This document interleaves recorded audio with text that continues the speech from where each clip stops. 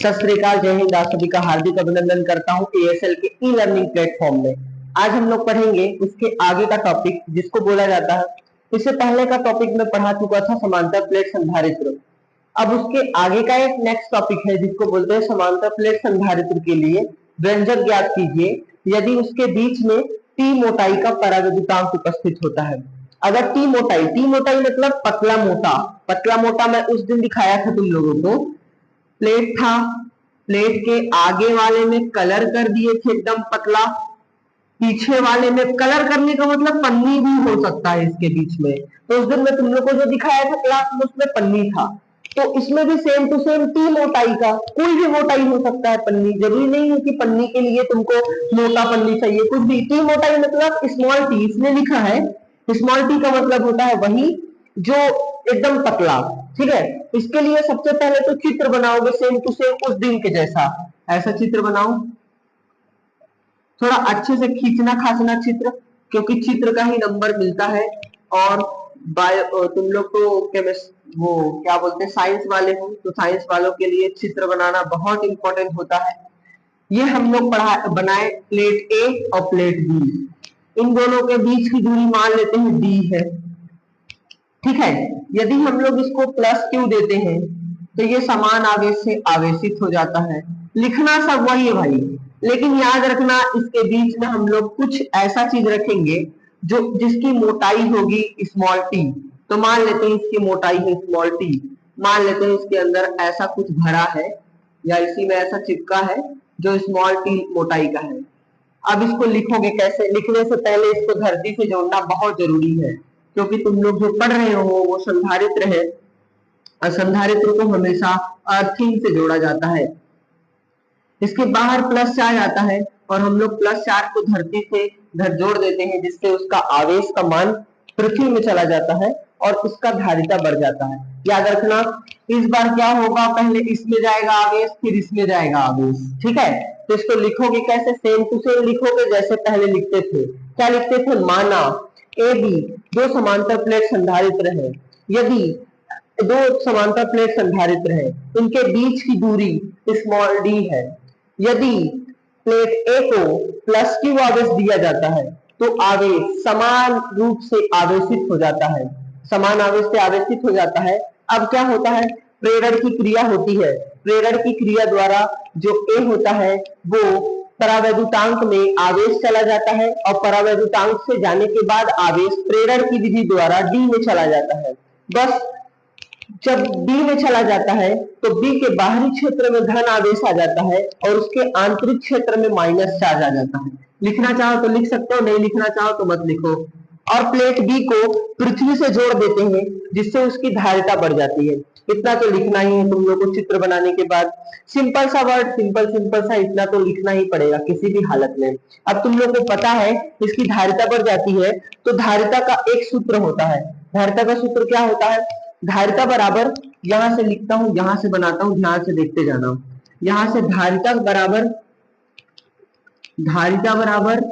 सी बराबर क्यू बटा भी होता है, तुम लोगों को पता ही होगा। इसको मान लेना समीकरण नंबर 1। यहां से सब कुछ सेम होता है, यहां से कोई डिफिकल्ट और कुछ अलग सा चीज नहीं होता, इसमें सब कुछ सेम होता है। लेकिन याद रखना इसके बीच में हम लोग टी मोटाई का परावैद्युतांक रखे हैं। अब जब हम लोग वहां पर एक नया स्टेप लिखते थे ना, किसके? विद्युत क्षेत्र की तीव्रता और विभवांतर में संबंध से सेम टू सेम यार, कोई दिक्कत नहीं है इसमें। क्या दिक्कत है? ये तो तुम लोग पढ़ चुके हो। विभवांतर और विद्युत क्षेत्र की तीव्रता में संबंध से क्या होता है संबंध? ई बराबर dv अपॉन dx होता था उसमें, लेकिन हम लोग d को हटा देते हैं क्योंकि विभव को निकालना है। x दूरी था, दूरी यहाँ पर d है, इसलिए हम लोग d को ले लेते हैं। ये हो गया विभव और तीव्रता में संबंध। अच्छा, अब याद रखना यह है तीव्रता। हम लोग पहले निकालेंगे इसके बीच की तीव्रता और फिर निकालेंगे इसके बीच की तीव्रता। बोले तो A और इस टी मोटाई के परावैद्युतांक के बीच तीव्रता निकालेंगे, फिर ए और बी के बीच तीव्रता निकालेंगे। ध्यान से देखना, यहीं से समझने वाला चीज है, इसमें और ज्यादा कुछ नहीं है।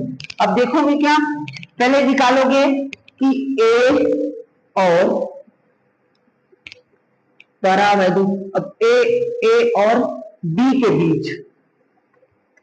बीच तीव्रता, याद रखना यहीं से थोड़ा सा डिफिकल्ट नहीं है, थोड़ा सा चेंजिंग है।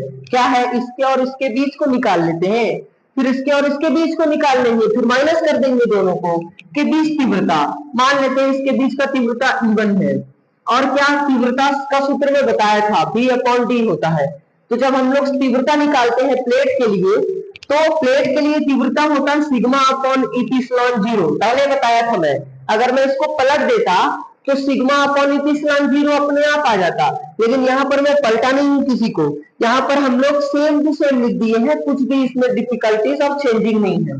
ठीक है, सिग्मा कहां से आया, सिग्मा ये जो प्लेट है ना, ये प्लेट है क्या, जब तुम लोग पढ़ रहे थे किसमें, क्या, क्षेत्रफल आवेश घनत्व, जिसको सिग्मा से दर्शाते हैं, ये वहां से तीव्रता आया है। और सिग्मा बराबर क्यू बटा ए होता है, तुम लोग को पता ही है। इप्सिलॉन जीरो नीचे वाला रहेगा, तो यहाँ पर लिख देना, चूंकि सिग्मा बराबर क्यू बटा ए होता है। इतना तो कोई दिक्कत नहीं होना चाहिए, E1 हो गया। चलो अब इसी के बाद हम लोग इसके और इसके बीच निकाल लिए, इसके और इसके, अब हम लोग निकालेंगे इसके और इसके बीच की तीव्रता। तो अब लिखेंगे ए और परावैद्युतांक, थोड़ा सा वीडियो फास्ट कर सकते हो तुम लोग, के बीच तीव्रता। यहाँ पर हम लोग तीव्रता E1 निकाले थे, अब यहाँ पर A और परावैद्युतांक, मतलब इस वाले और इसके बीच में खाली जगह है ना, जो इस खाली जगह का निकालेंगे कि परावैद्युतांक तीव्रता कितना होगा। तो यहाँ पर लिख देंगे E2 बराबर, अब तुम लोग को पता ही है, सेम टू सेम सूत्र लगाएंगे, सिग्मा अपॉन इप्सिलॉन जीरो, क्योंकि ये भी प्लेट के ही जैसा होगा ना, मेरी मोटाई है तो अब ऐसे ही मोटा होगा।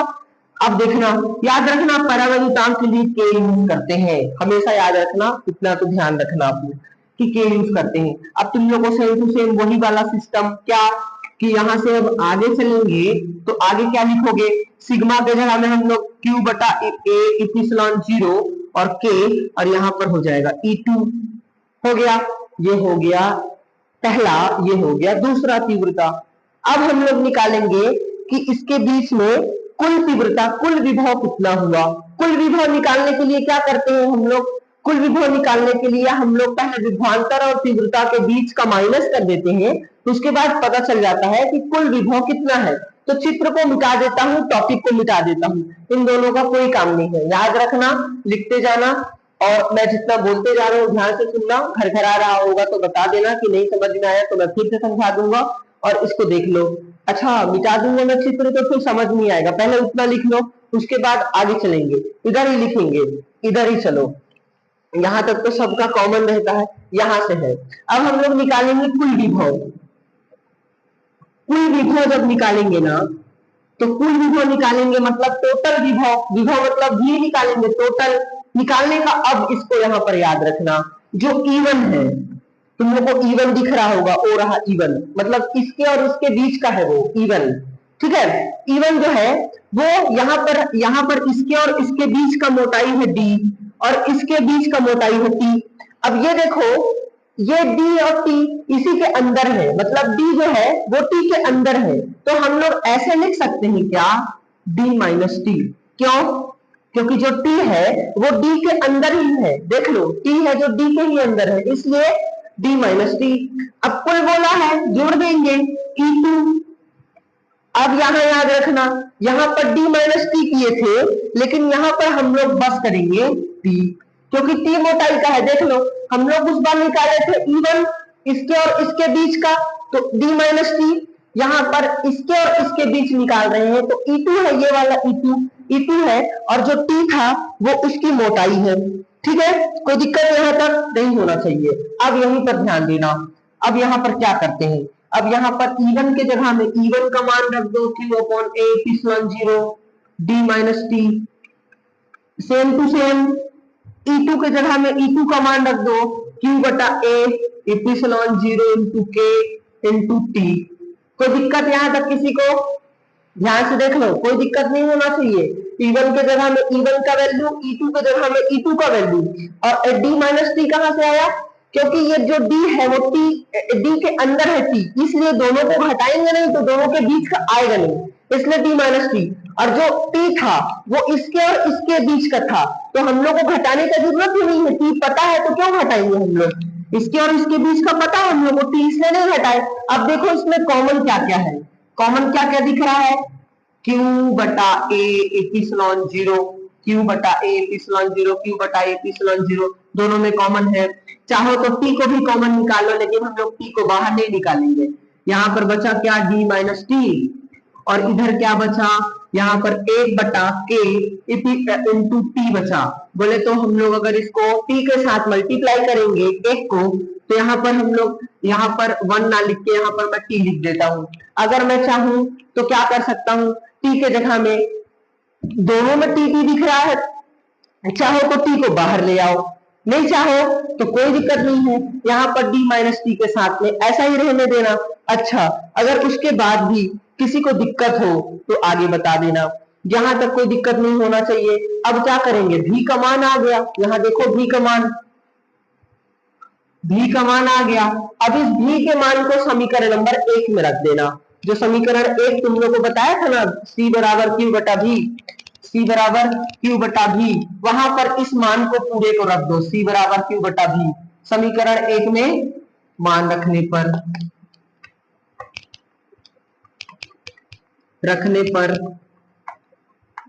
किसी को दिक्कत नहीं होना चाहिए, बता दे रहा हूं। C बराबर Q, भी के जगह में A एप्सिलॉन जीरो, और यहाँ पर D माइनस टी, नहीं दिख रहा होगा तो मैं बोल रहा हूं उसको सुन लेना। D minus T plus T बटा K, खत्म। Q से Q काट दो, C बराबर A ऊपर चला जाएगा तो A एप्सिलॉन जीरो बटा D माइनस टी, बाउट बंद कर दे, D माइनस टी और K, रुक जाना, फैराड। ये है इसका सिंपल जो तुम लोग को बनाना पड़ेगा एग्जाम में। बस इतना ही था छोटा सा, बस इसको तुम लोग को प्रैक्टिस करना है। Thanks for listening to me, bye bye.